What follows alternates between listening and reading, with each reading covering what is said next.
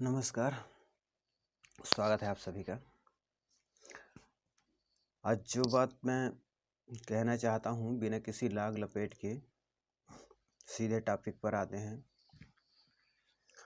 तो यदि आप उन बातों को ध्यानपूर्वक समझ लेंगे या समझ जाएंगे तो बहुत सारी चीज़ें स्पष्ट हो जाएंगी। तो आइए शुरू करते हैं। क्या ये आप जानते हैं कि जो ये कम्युनिस्ट हैं या वामपंथी हैं या तथाकथित सेकुलर हैं, ये इनका निशाना सिर्फ ब्राह्मण ही क्यों होते हैं? अगर आप समझ जाएंगे तो आपका माथा ठनक जाएगा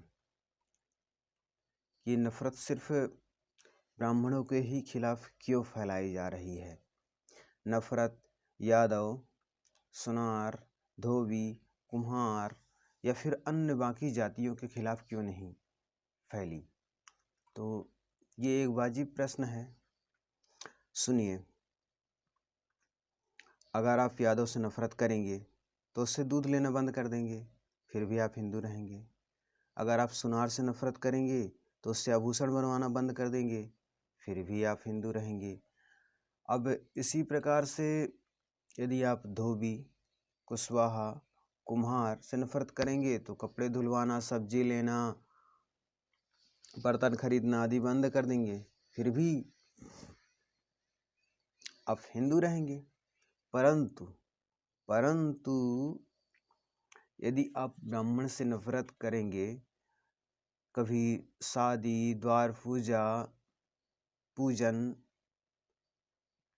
मुंडन इत्यादि में उसको बुलाना बंद कर देंगे, पूजा करवाना उसको बंद कर देंगे, तब आप क्या करेंगे? भाई कुछ तो करेंगे। लोग एक नियम को छोड़ते हैं तो दूसरे नियम फॉलो करते हैं। तो अब ये सब जो रस्में हैं आकर चर्च का पादरी करेगा।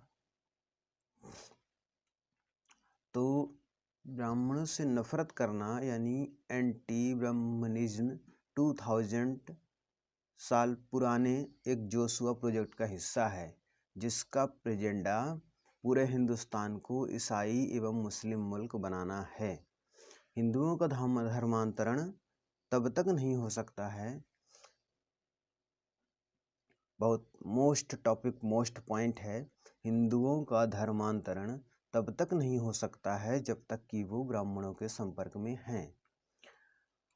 अब सभी हिंदुओं के खिलाफ इन्होंने जिहाद छेड़ दिया है, सभी हिंदुओं को गाली देने लगे तो सभी हिंदू एक हो जाएंगे। इसलिए इन्होंने जरा सी स्ट्रेटजी बदल दी है, टैक्टिक्स जिसे कहते हैं, अपनी स्ट्रेटजी इन्होंने चेंज कर दिया है। तो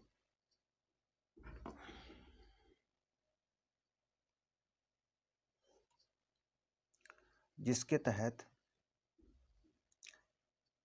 हिंदू जातियों में ब्राह्मणों के लिए इतनी नफरत फैलाओ कि अन्य हिंदू ब्राह्मणों के पास किसी काम के लिए जाना बंद कर दे। धर्मांतरण के दरवाजे खुल जाएंगे। सबसे पहले ईसाई रॉबर्ट कार्डवेल ने आर्य द्रविड़ियन थ्योरी बनाई ताकि दक्षिण भारतीयों को अलग पहचान देकर धर्मांतरण किया जा सके, जिसमें उत्तर भारतीयों को ब्राह्मण आर्यन करके दिखाया गया। इनका एजेंडा यहाँ खत्म नहीं हुआ। इसके बाद दूसरे मिशनरी संस्कृत विद्वान जॉन मुइर ने मनुस्मृति को एडिट किया। आप जो इस समय काफ़ी ज़्यादा फैली हुई हैं और उपलब्ध हैं, जो मनुस्मृति है वो एडिटेड है।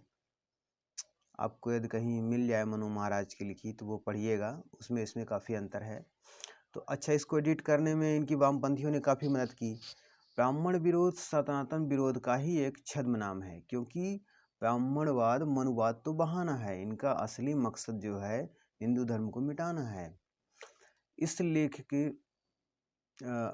अब देखिए, तो आप अब तक समझ चुके होंगे कि इनका मेन टारगेट क्या है, लेकिन उस टारगेट को बदल कर ये जड़ पर, जैसे कहते हैं ना कि आप पत्तियों को छांटोगे तो भी वो कुछ दिन बाद नई निकल आएंगी, शाखाओं को छांटोगे तो शाखाएं नई निकल आएंगी। तने को काटोगे तो भी हो सकता है कुछ न कुछ बचा रह जाए, तो फिर से कोपलें फूलें, फिर से उसमें दूसरी शाखाएँ निकलें और विकसित हो जाए पेड़। लेकिन यदि आप जड़ों को ही काट देंगे, तो फिर पेड़ समूल नष्ट हो जाएगा। तो इनका मेन मुद्दा, मेन उद्देश्य उस विरोध का नहीं है जिसका विरोध ये कर रहे हैं। ये उस जड़ को काटना चाहते हैं जिससे समूचा सनातन रूपी पेड़ ही नष्ट हो जाए। तो आज आज की वीडियो आपको कैसी लगी, मेरी बातें समझ में आई या नहीं आई, आप ज़रूर बताइएगा और अपनी महत्वपूर्ण राय ज़रूर दीजिएगा। धन्यवाद, नमस्कार।